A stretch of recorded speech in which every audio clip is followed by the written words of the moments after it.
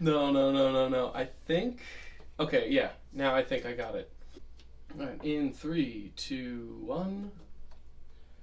Good evening, and welcome to the Hero's Breath podcast. I am your always verbose host, Matthew Huddle, and if you'll notice, I'm not with my beautiful partner, Tom Jasinski, today. I have a very special guest in studio. This is TJ Arella. Mm-hmm. I hope I said that right. That's me. That's you. That's right. So we're going to get into who TJ is, why he's here, why I think he's so awesome and needs to be as a guest on our podcast today. But first, basic housekeeping. Today's date is actually Thursday, May 30th, 2019. And I'm not going to give an episode number because I don't know what this is going to be aired in. But we want to thank first our sponsors, the Phi Center of Manhasset. That's PHICENTER.NYC is a website. They're a holistic integrative practice. They have a range of modalities, including acupuncture, physical therapy, occupational therapy, and of course, neurofeedback. I have participated in their proprietary neurofeedback system called the Mind Program for the last year. I've seen amazing results. You can hear all about that on my YouTube channel, where you will find the Mind Program journals where I discuss my personal experiences with that. Also want to give a big shout out to James Morano, jamesmorano.com. He is our editor in Beard, and he's the guy who makes sure that Tom and I don't screw this up too badly. Technically speaking. So he's the guy for that. He does audio, video. He's done some, you've seen his stuff. Yeah, he does great. Mission Nutrition, yeah. Obviously he does great work with them. So. Yeah, he does great work with Mission and a whole bunch of other brands that aren't paying us, so we're not going to shout them out. That's how it works. Mission Nutrition's not paying us. No, Mission Nutrition isn't paying us, but technically they're paying me a little bit. Yeah, not at the moment. You're off the clock. All right, so that's James MORANO.com. Go check him out. Check out his portfolio. And last bit of housekeeping is to say that if you want to support Hero's Breath, we don't have a Patreon for obvious reasons. But if you go to the description of this video on the YouTube channel, or if you go to the website, heroesbreath.com/blogs, you can go to any of the blogs. At the bottom of each blog is a list of links to Amazon, listing any of the books or movies or anything that we talk about on this show. And if you go through those Amazon links through the website or through the YouTube channel, and you buy any of those products, we get a little percentage of. So you get an amazing product, we get a little percentage to help keep the lights on, and it doesn't cost you anything extra. So that's that. So TJ, yeah, you're awesome. Thank you for being here. You're welcome. Before we forget, why don't you tell everybody how to reach you? You can just find me on Instagram at tmozzarella14, TMOZZARELLA14. Facebook, just my name, TJ Arella. Really not putting out too much anywhere else. You can find me around Long Island. Yeah. Yeah, that's about it. Okay, cool. All right, so TJ, why don't we start with what you're doing right now? Right now? Besides sitting here. Right now I'm sitting here.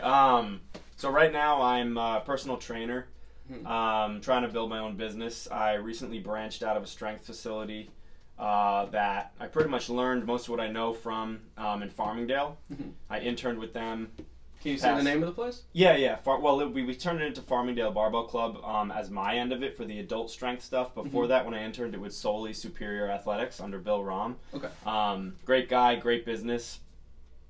Put out tons of athletes, huge success with the training and development. And yeah, I've just learned so much from him. I was fortunate enough to be able to intern there and work there. And then I kind of took over some of the adult stuff, and we formulated an adult program where I taught some strength fitness work, learned all functionality, a bunch of different techniques and modalities just to develop anyone who's anyone, really. Looking at one person and saying, how can I change this workout to fit them? And then branching it to more individualized sessions.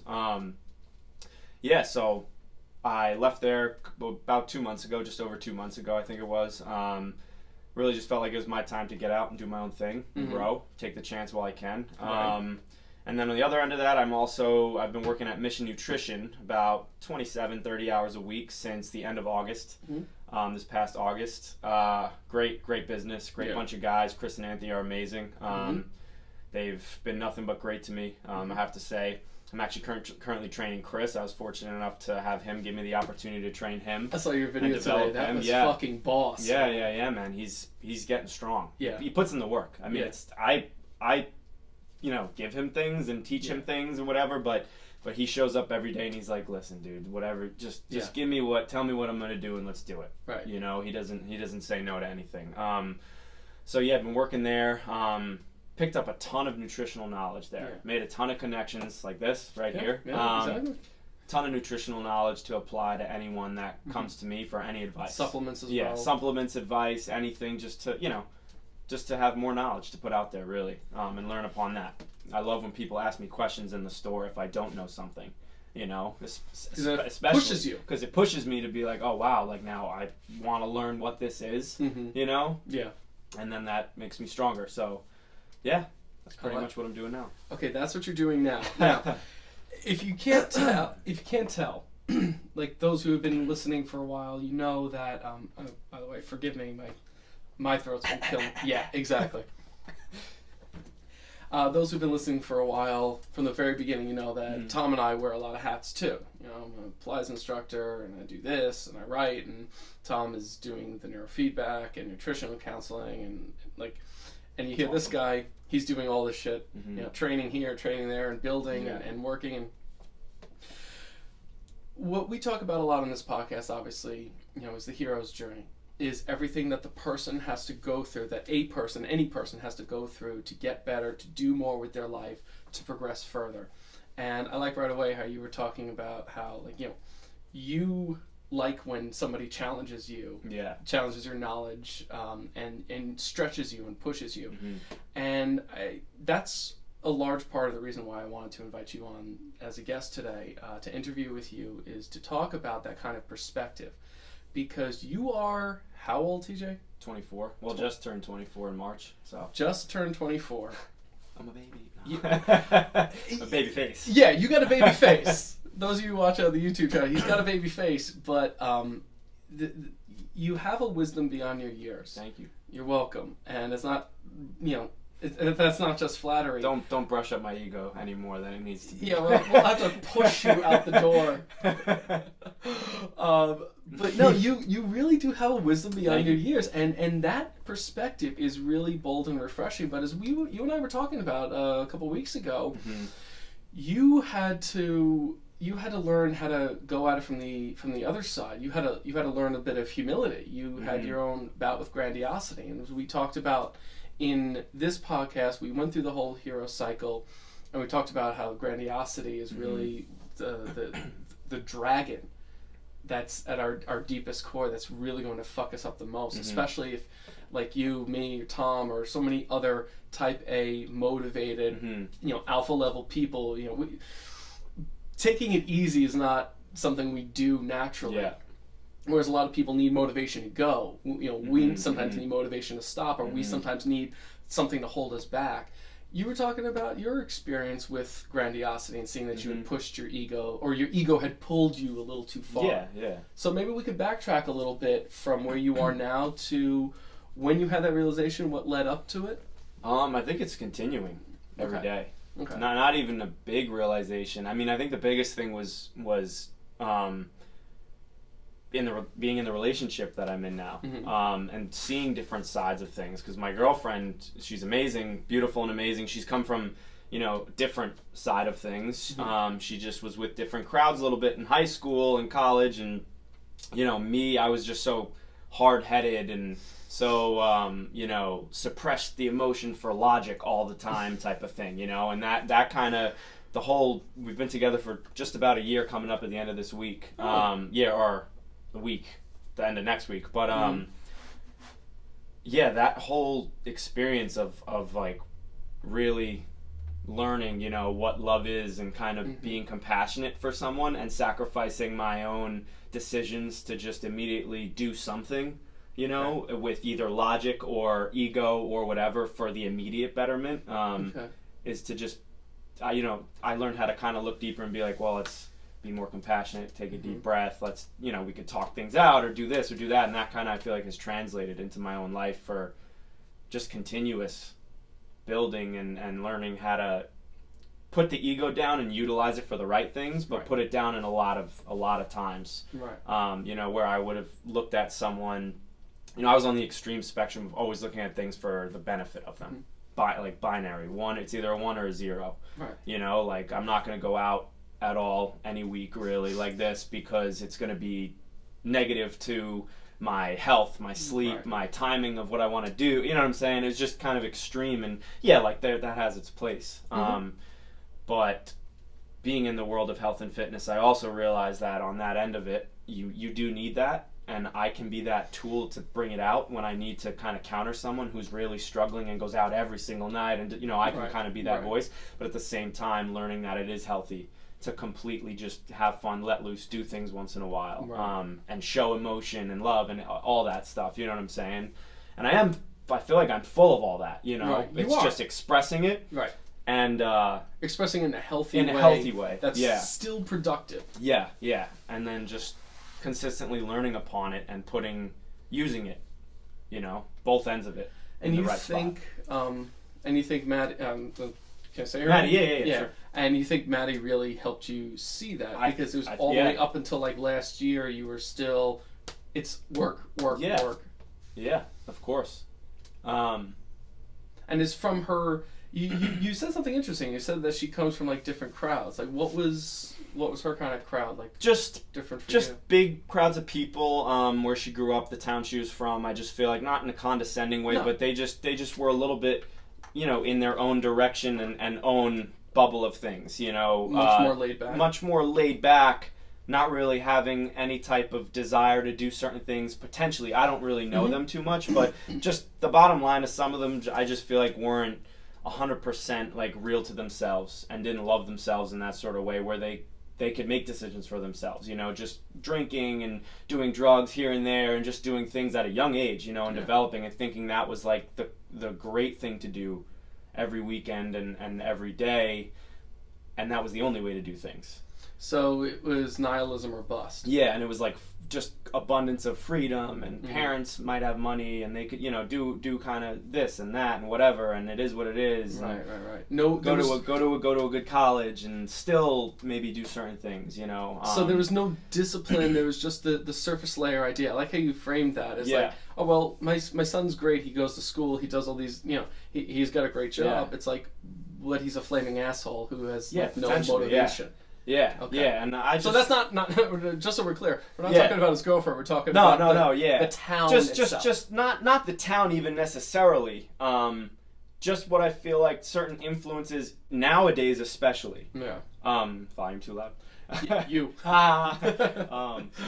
Yeah, we're gonna give James a headache. But nowadays, especially, I feel like just the direction in general of certain influences on social media and what you think is cool and what's not cool, and what you need to do to be a social butterfly and have friends or think you have friends in that sort of perspective. I like how you say that. We've both. I think she's figured that out too, and we both have been on this whole journey together because we've pulled each other in both of our opposing directions.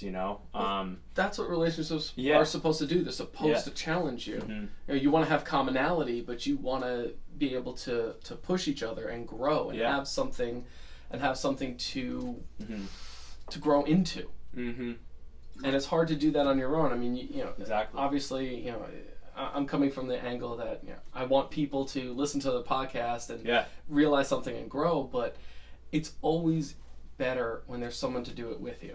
Oh, 100%. 100%.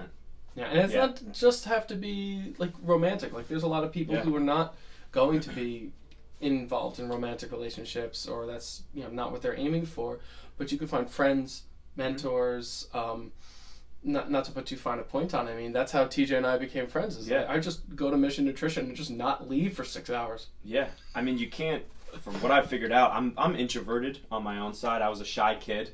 Okay. On my own. I was a very shy kid, and I'll go out and be social, but I feel like it takes a lot of energy. I like... You don't get charged from a crowd. Yeah. I take a lot of energy in, I feel like. Okay, I just don't like being in big crowds a lot of the time there's a lot of unknown going around, people I don't know and stuff. But I feel like in the whole scheme of it, I've learned that people are it. Like, that's the way. Like, for me, it's like, I can sit at home and figure out how to do the next thing as much as I can and watch videos and whatever, this, that, blah, blah, blah. But I'm not going to get that. I'm not going to learn and better myself without completely being immersed in other people's lives and touching, like, hands-on constantly. Things to bounce off of. Yeah, and then that's, the relationship's the biggest thing, and that's the whole other aspect of it, but then, like this, and then constantly getting up, even if I wake up and I'm in a cranky mood. I know that going out and being positive and training someone and doing that and getting my mind back into it, it sets me up and I feel motivated right after that again. After it could be a 20-minute thing. As soon as I start doing something with someone, it's like, okay, now we're bouncing off each other and it starts going. You know? It gets that energy flowing. I taught a Pilates class today, and I don't normally teach the classes. I just do subbing mostly. And this morning I woke up, the allergies are kicking my ass. And if I could have just slept till tomorrow, I would have. But I had to get up, I had to teach this class, and within like 5 minutes of the class, I'm like, I'm awake. I'm ready to go. Let's do this. And those poor women suffered. It brings out the best in you, though. It does. Because like you said, it challenges you. And so now let's talk about where I think you and I have a strength. Sure. And where everyone else, or not everyone else, that sounds elitist. We're better than you. We're better than everybody. No, where we have a strength and where a lot of people have that weakness is that we have a lot of reason, we have a lot of meaning. We have a lot of things driving us, whereas a lot of people, like you said, they kind of don't. They just, they do what their parents did. They go to a good school and make a lot of money, and then what the hell's the point of that? Follow the cookie cutter, what they think. Or people think they should do. Right, exactly. Rather than what they really, really, really, really want to do. Really want to do, exactly. So my question to you is, what would you, at this point, if you could add anything to somebody who's like, maybe let's say they're on the fence. They have this listless feeling, like the call to adventure is like knocking. And they kind of feel this like, they're doing the thing, they're going out to the places, they're meeting the people or whatever, and everything just feels hollow. Everything just feels a little shallow, a little dead, a little plastic to the touch, and they want to do something more. And this is when people, I find, in my experience, make those huge mistakes where they it's like they quit their job and they move to like Costa Rica or something, like something extreme to like wake themselves up. Let's say we want to find that person right now who's listening. It's like, okay, don't move to a third world country. Maybe start in your own yard. Where would you say somebody could start if they're feeling that call and they need to do something? Where should they start looking? I mean, it's in you, 100%. It's in you. I would say, what is your real desire? Like, oh, somebody's been watching Lucifer. Like what is your not like I could say that I want to be a crazy personal trainer because I want to have a multi-million-dollar gym and make $1 million for myself a year, and that's what I would love. Everyone would want that, of course, but that's not the real thing. You know what I'm saying? And it's like, well, if you want to go after whatever you want for the wrong reasons, then you can. But I feel like it's, what do you really want, and like, where are you now that you're not, like, why are you not feeling satisfied or making headway or feeling like you're not making headway? I mean, in a lot of cases, I feel like just constantly put in some of the hours and grind hours and hustle, and it's something will eventually come of it as long as you stay on that mindset every day of, I want this, I want this, I want this, I want this, because it's the instant gratification won't be there when it's really, really real. Okay, I see what you mean. It's not the what. It's not what somebody's doing. It's not the job they have. It's not the relationships they're in. It's the why. Yeah. It's funny. We Tom and I ended up talking about this again. See, he backs us up. TJ backs us up. Tom and I. But it's 100% true. It's always getting down to the bottom of the motivations. Yeah. So you're, like I love marketing. I love one thing real quick before it goes away. Go ahead. Suppressing Please. The outside voices.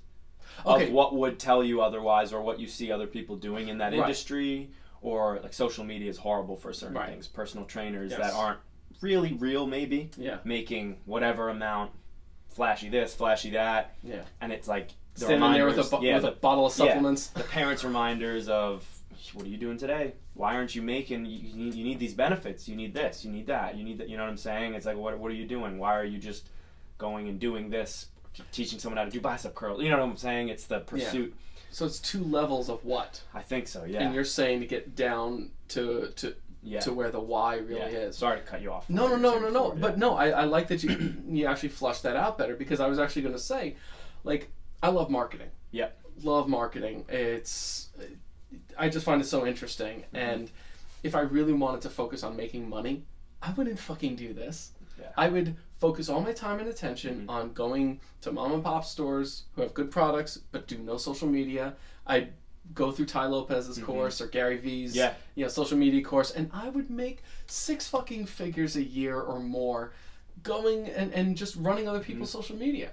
But that's me running other people's social media. Yeah. That's not me building my thing. I had the chance to be in a network marketing company. I was in it for about 6-7 months. It was a great company, but it wasn't my brand. It wasn't my mission. And even that's tough. I feel like that'll wear out after a while, because it's not what you're doing. Right. Unless someone's constantly feeding you a fixed salary with a fixed benefits, and you're going to work 9 to 5 every day, and you could do it comfortably without really needing to say, I really want to get up today and I have all these sessions lined up. Let me see if I could add another client, or you know what I'm saying? Without that extra reach that you'd need to do if you're on your own. Right. In like that marketing sense where you're getting your own business, you know? Right, yeah. But that takes a certain type of person to do that. Yeah. Now, I think what's hard, and I've noticed this, and I think you and I have talked about this too, is it's hard to sometimes translate for other people that just want to have the paycheck given to them, that just want to put in the hours and then go do their hobby. Whereas you and I, yes, social media has a lot of negatives, but we're living in an age where everybody who has a passion for something can focus on it and build on it and create a business out of it. And that's what I'm doing here. You know, there's a lot of people who spend all their time doing that, crafting and making all sorts of things and going and doing. There's I'm not talking specifics because it's really endless. So in an age where there's so many possibilities, do you sometimes feel like people have, what's the phrase? A starvation from riches? Poverty of riches. Poverty of riches, that's the phrase. Where there's so many options that they could do that they just kind of get paralyzed and just sit on their ass? Yeah. I think that's... I've experienced that, but I think that's like...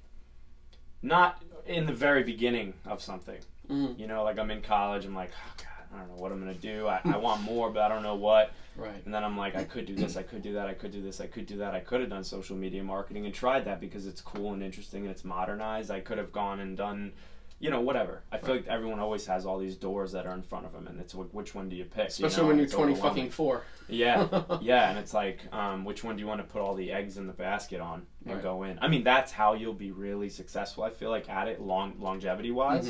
Mm-hmm. Even though it'll be tough, but if you really want it, it'll grow as you keep pushing and pushing and pushing and going in the direction that you direct yourself in. Mm-hmm. You know? Yeah. So I just went off on a tangent. No, 100%. This is. If you ever watch any or listen to any of the podcasts, this is kind of how it runs. I like that though, because again, it comes down to you're talking motivation. You know, having that. It's kind of like you put the carrot in front of yourself. Once you figure out. So all right. So now we've got to get down to the meat of the matter. We got to talk about introspection. Mm-hmm. What have you yourself done, if you're willing to talk about what you've done in terms of building your own ability to understand, to know your why? How did you figure out your why? Actually, wait. First, tell me, what is your why? It's not my a big why, gym with millions of dollars. I've figured out my why. I mean, yeah, I'd like to have a facility one day or do something, whatever, you know. But my why is to develop my own business, to take people that... I'd like it to be more of a one-on-one setting so I could focus on them, but I love the whole combination of strength training mixed with the functionality, sort of physical therapy incorporated and breathing techniques and stuff all together to really build up the the everyday person to live their life better. Right. You know? Because, so your why is making people better. Yes, making people better. Like, I've worked with athletes before, and that's cool and everything, you know, and I love that, but I just like that's like developing a kid first for something that's what they really want. It might be ego driven too. Right. And I really want to do it like take the regular person and just help them lose weight, you know, work with an injury, make themselves feel better, you know, whatever. Take the athlete that's injured and make them feel better with that sort of thing, or whatever, you know, improve anyone who's anyone on all aspects, you know. You do realize that's incredibly altruistic. Yeah. Okay, just wanted to establish that. Well, Didn't want to pump up your ego. That's what I like, you know, that's what I want in that sort That'll of way. get you up out of bed every day. Yeah. Because it's a never-ending quest. Yeah. Especially in America. Yeah, you know. I don't know. I was an athlete, but I started progressing, and I was like, I don't know, I like motivating people, I like doing this, I love that, I love working with them and teaching them. Then I interned and got into that whole thing, and then started coaching adults, and I was like, I like regular like Gen Pop coaching better than I like athletes and that sort of fixed, really specific programming style specifically on that end. But then, you know, I don't know, just motivating, conversing, almost being that person's like trainer, just there for them, doing what they're doing in a way. I don't know. No. It's so funny because I'm thinking about, and I'm still figuring it out too. Well, like, and that's you know, the best part. That's what it is. It's like that's what I want now, obviously, but. It will change. It will evolve, or you'll maybe you'll shift focus or become more laser focused. And again, you're 24. My God, man, you have so much time to. But within that comes with doing it. Right. Just popping in real quick with this tip, like that comes with doing it. Like that. If you want to do something, you have to just start somewhere and do it. Okay. So, like, don't look at the whole staircase. Yeah, take the first you'll step. lead to where you want to go, as long as you keep your mind right with stuff, and, you know, manifestation, whatever you want to say about that, and whatever. But continually putting your mind in that direction, and saying, "Oh, today I want this to happen. This is going to happen. Let's keep building on this. Next week I want this. You know, more this, more that. One more client. One more this. One more that. I want to work with this guy. I like what this guy's doing. Let me learn from him." And all those pieces will start to come together, and you'll finally start to be somewhat more of the direction that you want to be in. Yeah. In a way. No, but see, again, this is why I brought him on here. That's the hero's journey. The hero can only take one step at a time. One of the things that always annoyed me in people's analysis of things like Lord of the Rings or other fantasy or action stories, like at the end when Gandalf rides on the eagles to go save the hobbits off Mount Doom and flies away, they're like, why didn't they just fucking take the eagles there in the first place? Just drop the ring. It's like, you don't get it, do you? Because in life there really are no shortcuts. You may get some intervention. Like, I would love it if some whale came by and said, "Matt, I love this podcast. How about I dump $500K into your company? I only need a 5% return, and just consider me a silent partner. I'm going to go fuck off to the Caymans." That would be great. Yeah. But it's not going to happen. And part of the reason What fun would it be also? You know, that's the other thing is, like, all of it will be my own build. The same thing you're talking about. And that's why my why is doing this, is exposing, when you talk to somebody about like some of their favorite movies and then you frame up their life to it, and you get them to say some things about their life, and you say, "What's your favorite movie?" And you do this kind of thing, like, combine the gears. All of a sudden, this light bulb goes off in people's heads, and I love seeing that. Like, that's my new dopamine rush. I love seeing that light bulb go off.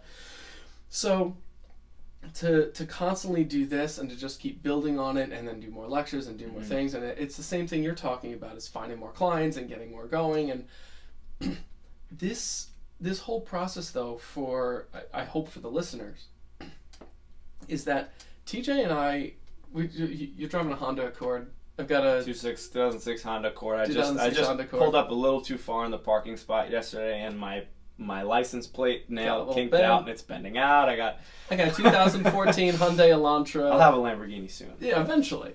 But we love listening to like Gary Vee and Ty Lopez and Grant Cardone. Yeah. I mean, it's so much fun watching Grant Cardone on social media because he's in his jet. He's got this stunning wife and his Rolls Royce and everything else. And it's like, well, he's, like you said, focus on the little steps. Yeah. Don't worry about everyone wants to be where fucking Grant Cardone is. But, and he said it so many times, all these guys say it, oh, well, like, it's all those little steps you put in. TJ and I aren't that far ahead of anyone. Yeah, no. We're significantly further than the guy on the couch, but we are miles away from Grant Cardone. Not even, it doesn't even have to be, it could be physical or mental. Whatever it is, it's just because you figure out kind of what you want to do, and you once you go down that road, you just want to keep going. And I feel like mentally you as a person is further in that. Yeah. You know, if I were to have taken a job, I started as a math major in college. If I were to have just done that, if I would have just done that and got a whatever job, statistics, actuarial, whatever, I would have just been, okay. Yeah. Here we go. Yeah. And I would have my mind wouldn't have been awakened, kind of like exponentially awakened and stimulated in that sort of sense, you know. And then like watching those people, like those big names and stuff, doing their thing. It's not even so much. I feel like people sit down to watch a video every time. They're waiting to find the thing, that one thing. It's like, wow, tomorrow I'm gonna make $1 million because I saw this video. Spoiler alert! Like, it doesn't work that way. And it's like, no, but maybe watching those videos once a day or once a week keeps putting your mind momentum in that cycle, and keeps, it's like, okay, I can learn some things from them, whatever, they're at a high level, cool, but your mind it keeps going into that direction where you keep taking those steps, and those are little steps building to one step, and then it's like it keeps going.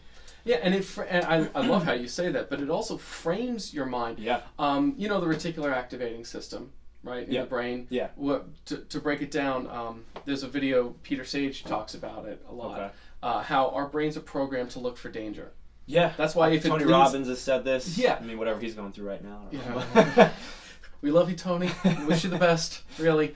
Our brains are programmed to look for danger because 12,000 years ago, our ancestors are walking through the jungle. If they miss a fruit tree, big fucking deal, they'll find another one. If they miss a poisonous snake, that's a big fucking deal. They're not going to wait for the next one. Yeah. So our brains are designed to scan for that. So if you're always scanning for shit, that's why if it bleeds, it leads, is that phrase in the legacy media, and it's true.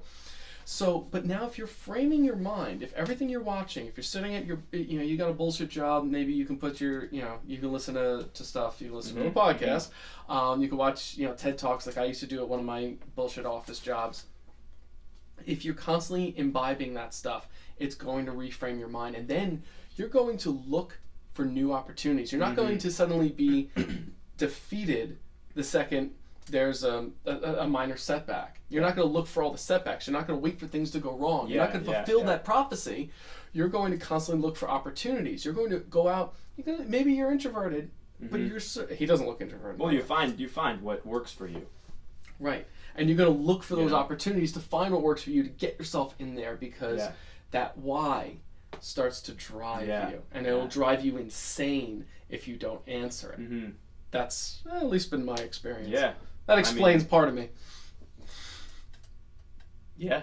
I mean, figuring it out for yourself, it's one step into infinite steps of things, And you start out whatever, you can think about your past as being whatever, like me as being so stubborn, never going out, being shy in that sort of sense, right. Scared of the unknown, not liking crowds of people and stuff, maybe I would have had a good time and done certain things, but I still don't regret it. Like, you can't regret what you've done because it's who you are, and that's where your mind is. Yeah, like staying in, and maybe, some nights I had homework to do, but I took the extra effort to get up to go to the gym the next morning early and build on what I kind of knew that I wanted to do in that way. But, that all shapes me to who I am, and that however many weekends I had in college to make decisions constantly was just, it puts me in that place of where I am,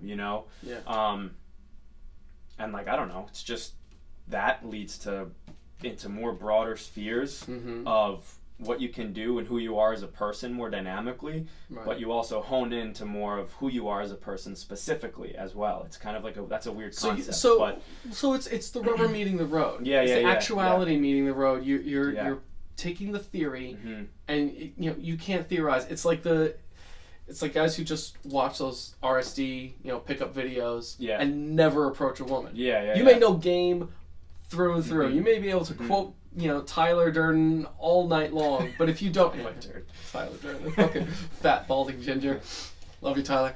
If you don't actually get up and approach a woman, it's fucking meaningless. Now, isn't it? Yeah. So that's what you're talking about. So No. I probably should have started this at the beginning, but I want to backtrack all the way to the beginning. Where did TJ? So we're talking about the progress, the effort. Yeah. Where did young TJ start? Young TJ. Young TJ.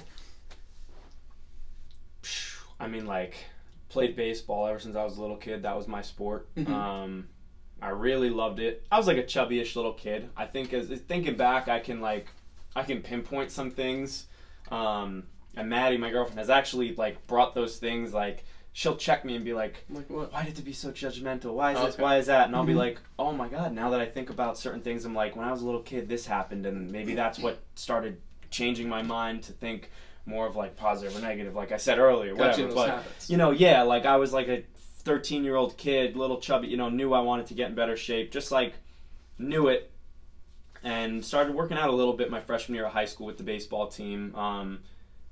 But like I would late middle school, I'd like walk into my freezer if I was like crave, like I loved like ice cream and bread and stuff. It was whatever. I don't know nutrition or anything. You're a little kid, right? But like what little kid is? I just would just go into the freezer, look at the ice cream, and say, food, good or bad now. And I started like developing that. Like, this is not going to help me, or is it going to help me? And I'm even like, at that age. All right, yeah. Like even, and I'm like, all right, cool. Putting it back. Let's walk away.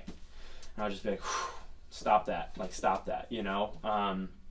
So you're making healthier choices. Yeah, healthier choices, but I feel like that started to feed that beast of like that other the side extreme. of it too. Yeah, and developed into that. Played baseball, really wanted to go as far as I could with it. Was injured my freshman year of high school and my junior year of high school. Had some physical therapy done. I kind of liked health and stuff in general. Tried out for the baseball team freshman and sophomore year of college. I was the last cut both years. Stinks, but I'm glad, kind of, in a way, because I feel like my path was more on the other side to help people than it was to have people watch me play and that sort of, what I'm saying? Right. Year and a half, I was a math major. After a year and a half in college, I switched to kinesiology, in which I started getting into health more and more and more. I started really working out hard my freshman year of college, so that kind of all met.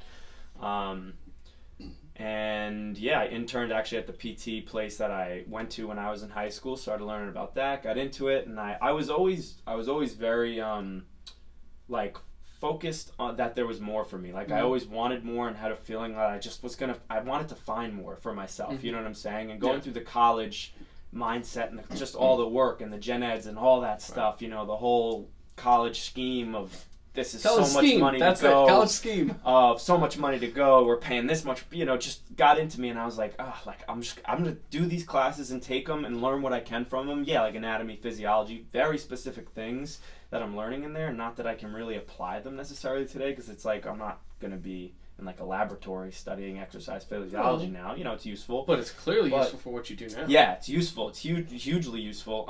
But I was always like, all right, I'm gonna do what I can in school, get the good grade, and then I started shifting. I was like, I don't really want PT. I have a lot to do to get into a PT school.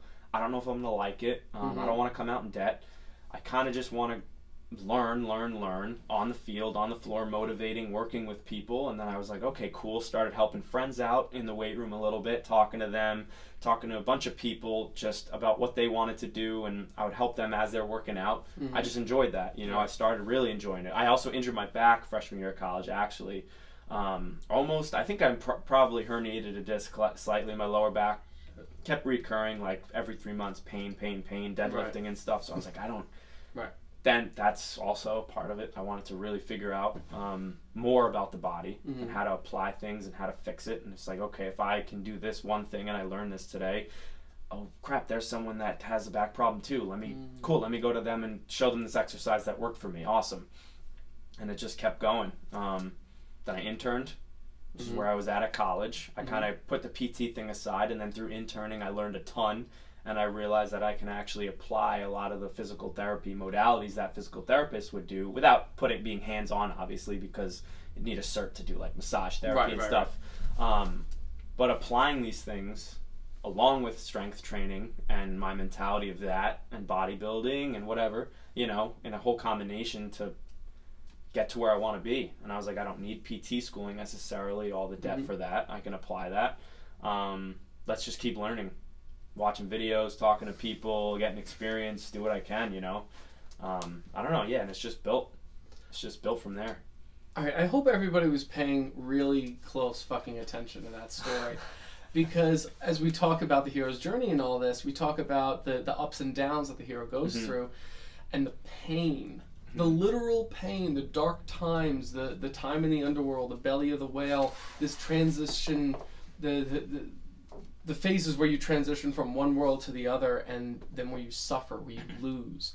And yet that actually helps, in your case, it literally guided you to where you are now. Yeah.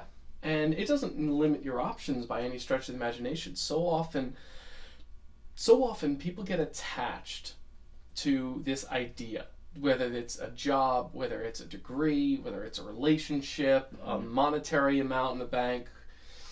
People get attached to what this. Their parents are saying. Right. They get attached to this end goal rather than just enjoy the journey. It sounds to me like you've already figured that part out. Yeah, I mean, now that I look back, I've realized this even in the last couple of weeks, that it's like, if you stick true to what's inside, like stick true to what you're doing and what you want. Not even you might not even know what you want, but as long as you're making yourself feel fulfilled every single day, and not feeling like something is forced or whatever. Yeah, like, you know, if you really want to be a doctor and you know what it takes to get there, and you go through that, you're like, all right, I'm prepared to get hammered these next 6 to 7 to 10 years to do it, you know. But the little things that you do every single day, like you said, that circle, that putting your mind in the right place every single day, things are going to start coming to you that are meant to be. As long as you stay positive, you're positively affecting people, and you're sticking to what you're, I don't know how to say it, but like what you are in that way. You know, it's tough because it's tough to figure yourself out, but at the same time, if you stay on your true path, you will find yourself in that sort of way.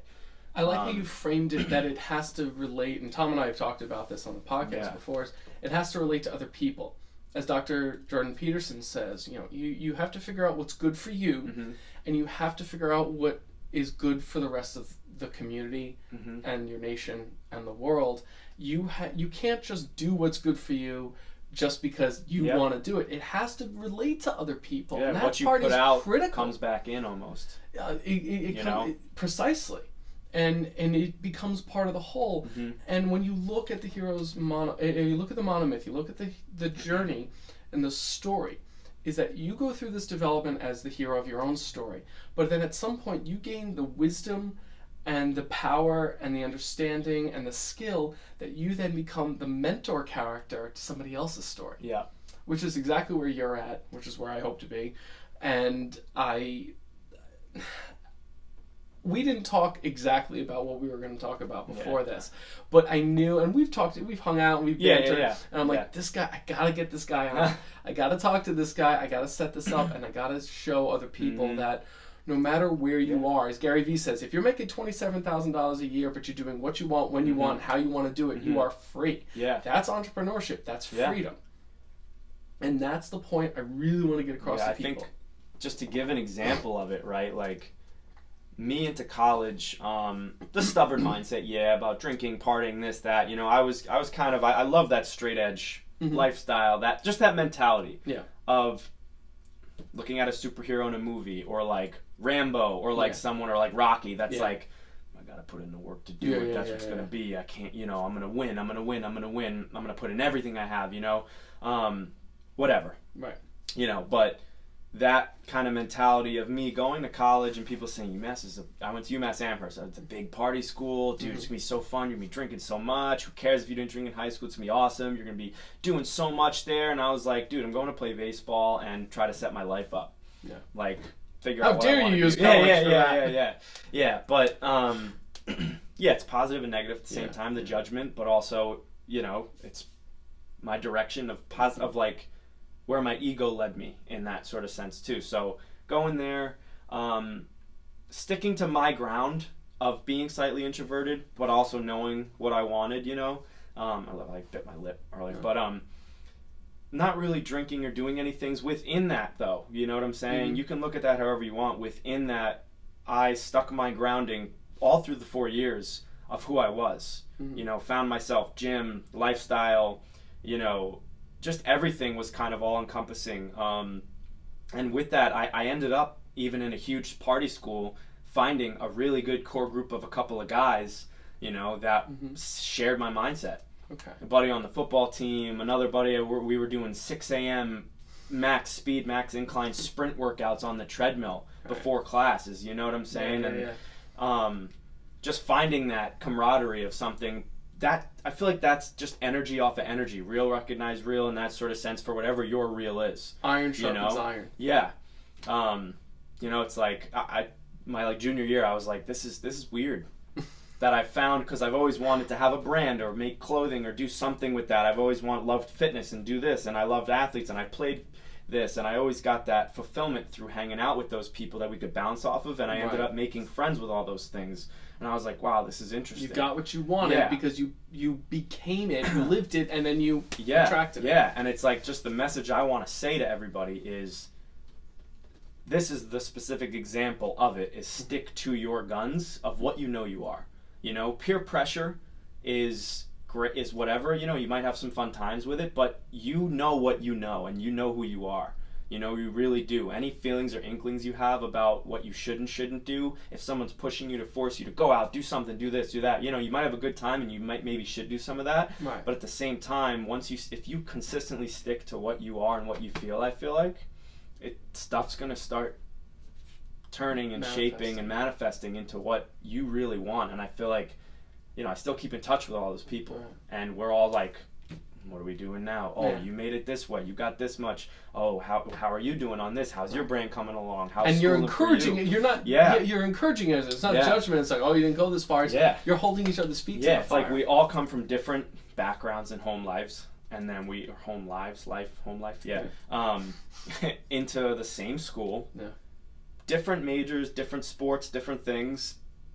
A lot of commonality in mindset and certain interests, bouncing off each other, and then spit out after experiencing that kind of camaraderie together, spit out to do our own things now and really, really influence everyone with our own individuality. And it's kind of interesting. That's just like an example, and I feel like a good way to put it, what I was trying to say before about like stick to who you are, you know what I'm saying, even if you haven't found yourself.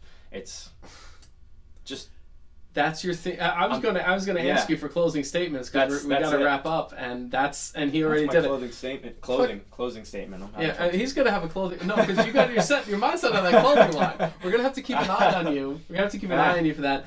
And you know what? Just as a little aside. Sure.